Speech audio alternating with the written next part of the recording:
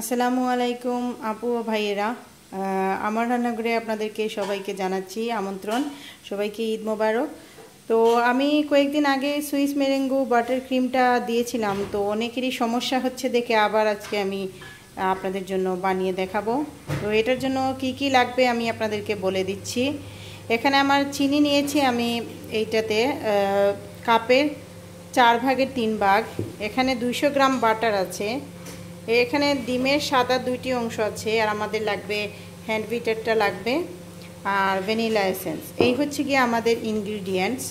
এর পরের স্টেপটা আমি দেখিয়ে দিচ্ছি। তো আমি প্রথমে বলে দিচ্ছি, এইভাবে উত্তপ্ত পানি আমরা যখন ফুটে উঠবে তখন আগুনটা একবারেই কম করে নেব, যাতে পানিটা না ফুটে, একেবারেই কম থিমি আছে এইরকম থাকতে হবে। তারপর আমরা ডিমের সাদা অংশটা এইভাবে গরম পানির উপরে জাস্ট নিচের তলাটা লাগবে, তারপর আমরা এই চিনিটা দিয়ে দেব। দিয়ে আমরা এটাকে কন্টিনিউয়াসলি হ্যান্ড হুইস্ক দিয়ে নাড়তে থাকবো। তো আমরা চুলার আগুনটা কমিয়ে নিলাম। পানিতে কিন্তু আমি আমার মুখটা ঢুকাচ্ছি না, জাস্ট উপরে রেখে আমি জাস্ট হুইস্কটা করছি। এইরকম হ্যান্ড হুইস্ক দিয়ে শুধু নাড়ছি যাতে আমার চিনিটা গলে যায়। তো আমি আপনাদেরকে দেখাচ্ছি এটা পরে কীরকম হবে। কীরকম হওয়ার পর আপনি নামাবেন সেটা আমি আপনাদের। তো পুরো প্রায় 1 মিনিট পর আমরা জাস্ট আমাদের এটা দেখবো যে আমাদের চিনিটা গলে গেছে কিনা হাতের সাহায্যে। আর একটু সময় লাগবে, আমাদের চিনিটা গলে যাবে, তখন আমরা নামিয়ে নেব। তো প্রায় 1-1.5 মিনিট পর আমাদের চিনিটা গলে গেছে কিনা, যদি চিনিটা গলে যায়, ডিমের সাথে মানে দানা দানা না থাকে, তবে এটা আমরা নামিয়ে নেব। তো নামানোর পরেই দেখেন অনেকটা গরম আমাদের এটা। আমরা এখন আমাদের বিটারটা দিয়ে আমরা এখন কাজটা শুরু করব।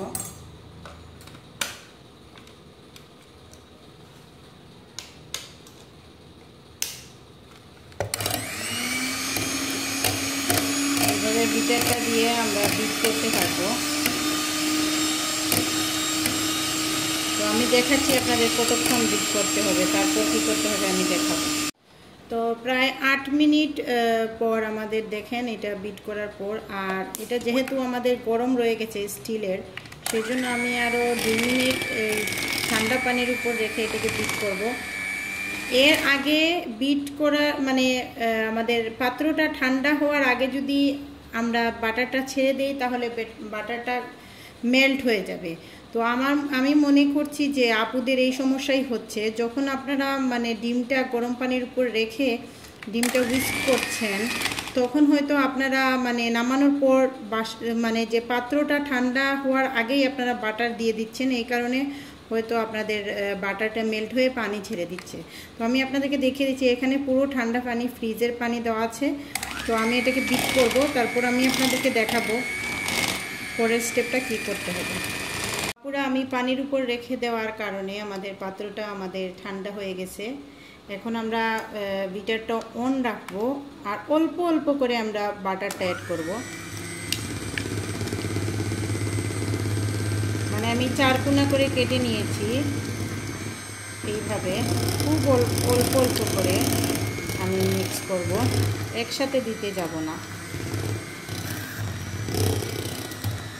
রুম টেম্পারেচারে বাটার আপনার থাকতে হবে।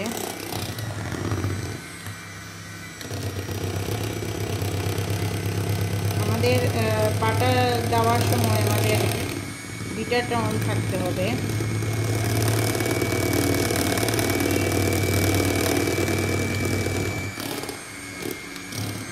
খুব অল্প অল্প করে আমরা এটাকে মেশাতে থাকবো। এটা খুবই মজার একটা ক্রিম। যদি ভালো প্রসেসে বানান তাহলে কেকের ক্রিমটা খেতে যেমন মজা, এটা দিয়ে সাজাতেও তেমন সহজ।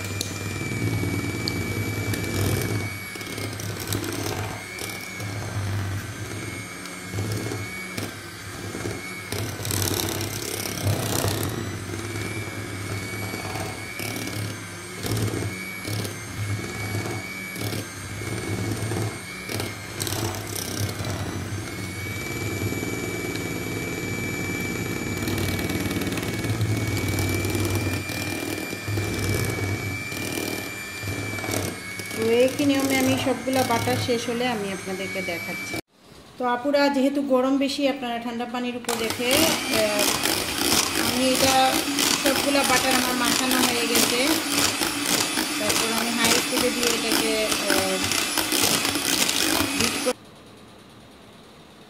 ভ্যানিলা এসেন্স,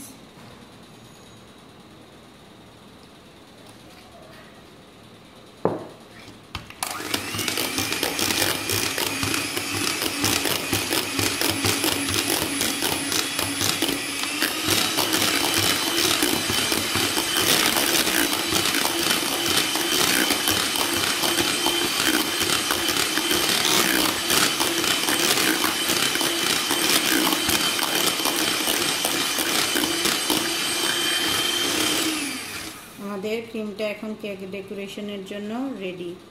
আপনারা দেখতে পাচ্ছেন ক্রিমটা কীরকম থিক, দেখুন। তো আশা করি আপনাদের এই ভিডিওটা দেখার পর আপনাদের ক্রিম বানানোটা ইজি হবে।